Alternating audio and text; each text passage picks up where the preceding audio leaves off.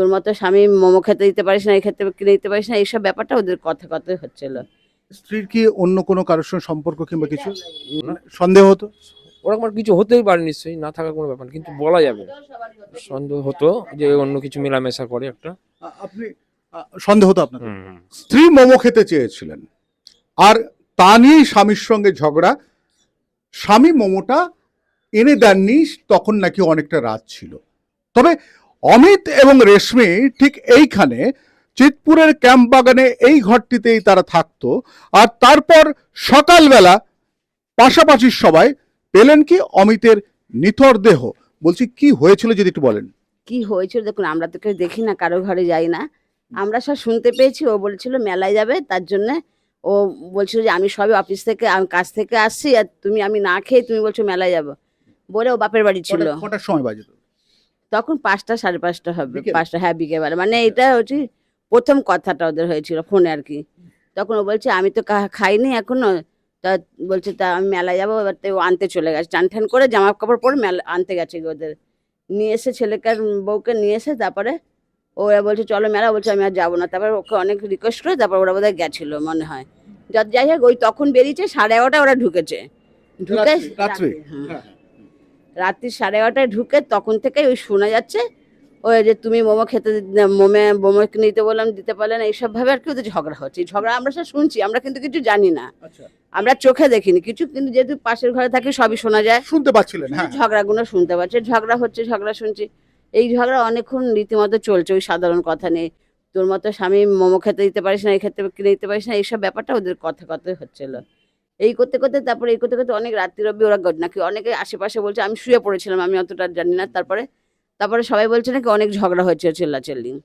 তারপরে আমি আবার মানে উঠেছিলাম একবার, তখন 2:37 হয়, তখন দেখছি ওরা মোটামুটি ঝগড়া করছে। তারপরে আর আমি শুয়ে পড়েছি। তারপরে আমি একটা আওয়াজ পেয়েছি ঘর থেকে, কিন্তু কিছু জানি না। আমি হচ্ছে যে এবার ঝগড়া হচ্ছে, হয়তো কিছু ফেলাফেলি করছে এই। তারপরে ভোরবেলায় যখন বোধহয় ও ও আমাদের পাশের ঘর ছেলেটাকে ফোন করেছে যে দেখো তো অমিত না ইয়ে করছে না, মানে সাড়া দিচ্ছে না, মানে শুধু একটা আওয়াজই করে যাচ্ছে, উঠছে না। তারপরে ও বেরিয়েছে, তারপর বোধহয় আমাকেও একটা মিস কল দিয়েছে সামথিং হবে, একটুখানি ছোট্ট। তারপরে আমি উঠে এসেছি, উঠে এসে আমি ওকে দেখছি যে ও একটা এরকম এরকম করে একটা নিঃশ্বাস নিচ্ছে, মানে একটা নাক ডাকার মতন একটা অমিত হ্যাঁ। নিচে শুয়ে, সোজা হয়ে শুয়ে ও একটা এরকম ভাবে নিঃশ্বাস নিচ্ছে। এবার আমি ওকে ডাকছি, ভাই ভাই তোর কি হয়েছে, কি হয়েছে? ওট ওট ওট, ও কিছুতেই উঠছে না। তখন আমি বললাম ওকে, আমাদের ওই পাশে ঘর ছেড়ে করে, দেখ ভাই এর দেখে দেখে ভালো মনে হচ্ছে না, তুই সঙ্গে সঙ্গে অ্যাম্বুলেন্স ফোন কর।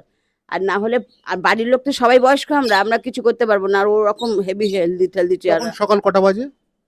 সামথিং 3টে 3:30 নাগাদ, ভোরবেলা? ভোরবেলা। ভোরবেলা ওরা ওই 3টে থেকেই এরকম নাগাদই ব্যাপারটা হয়তো মারামারি যা হয়েছে আমি জানি না সেটা। আমার যা যেটা আমি শুনেছি শুধু সেটুখানি বললাম। তারপরে আমি বললাম তাড়াতাড়ি যা ক্লাবে ছেলেদের ডাক, কারণ ওর বন্ধুদের ডাকতে বললাম, ওরা সমবয়সী, ওরা ওকে ধরতে পারবে।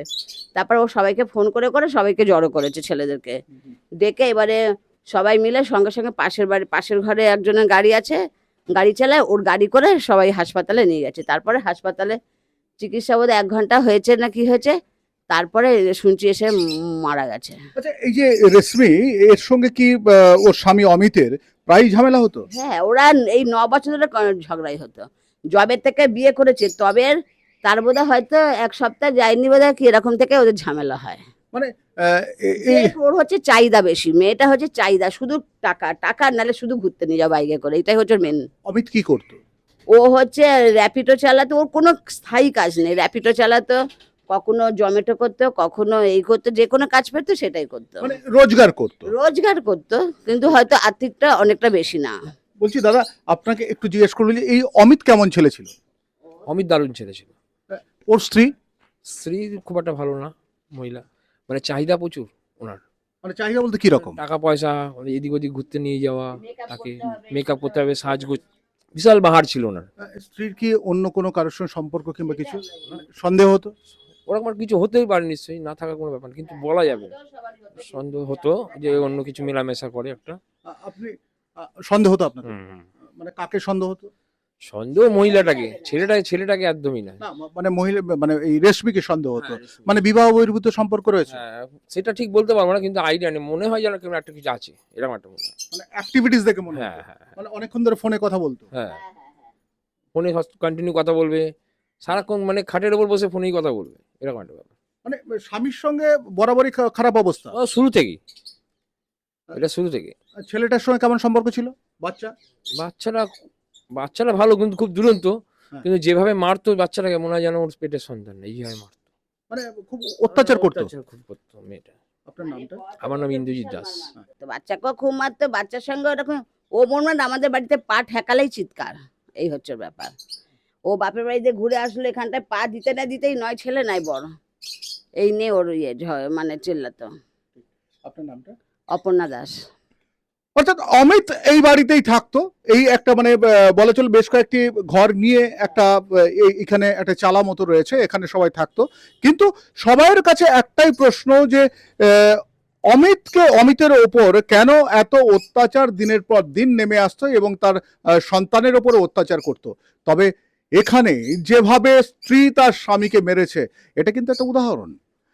কারণ আমরা বারবার ধরে দেখছি যে বহু জায়গায় স্ত্রীরা তার স্বামীকে খুনের জন্য তারা সুপারি দেয়, স্বামীকে খুন করে। আর এখানে এখানে হয়তো দুজনের মধ্যে মারামারি হচ্ছিল, সে সময় লেগে যেতে পারে, কিন্তু একজন স্ত্রী একজন স্বামীর কোথায় মারছেন সেটা তো জানা খুবই দরকার। তবে এটা নিয়ে চারদিকে যেরকম রমরম একটা মুখরোচক গল্প শুরু হয়েছে, তবে শোনা যাচ্ছে যে এই রেশমির নাকি বিবাহ বহির্ভূত কোনো একটা সম্পর্ক ছিল, সেটা কিন্তু অনেকেই সন্দেহ করছেন। তাহলে তার থেকে কি? তবে এই মুহূর্তে রেশমিকে পুলিশ গ্রেফতার করেছে, তাকে নিয়ে তদন্ত চলছে, সে কেন করলো এটা। তবে একটা প্রান্ত চলে গেল, যে ছেলেটি তার স্ত্রীকে ভালো রাখবার জন্য, স্ত্রীর চাহিদা পূরণ করবার জন্য বারবার ধরে চেষ্টা করেছেন। ছেলেটি কখনো র্যাপিডো চালানো, কখনো কিংবা কোনো কোনো এরকম শপিং এর কোনো একটা অ্যাপ থেকে সাপ্লাই করা, এইসব সে করে তার জীবন চালাতো। তবে এই জায়গায় এই বিষয়টি নিয়ে একটু ভাবার রয়েছে না? অর্থাৎ সংসার করতে গেলে প্রত্যেকের কিন্তু একটু ভেবে রাখা উচিত যে সম্পর্ক কেমন হবে। সম্পর্কটা যদি তিক্তই হয়, দুজনের একসঙ্গে না থাকাই ভালো। এটাই কিন্তু সবাই চায়, সবাই বলে। আমি শঙ্কু রয়েছে আপনাদের সঙ্গে, ইন্ডিয়া নিউজ 24 দেখতে থাকুন।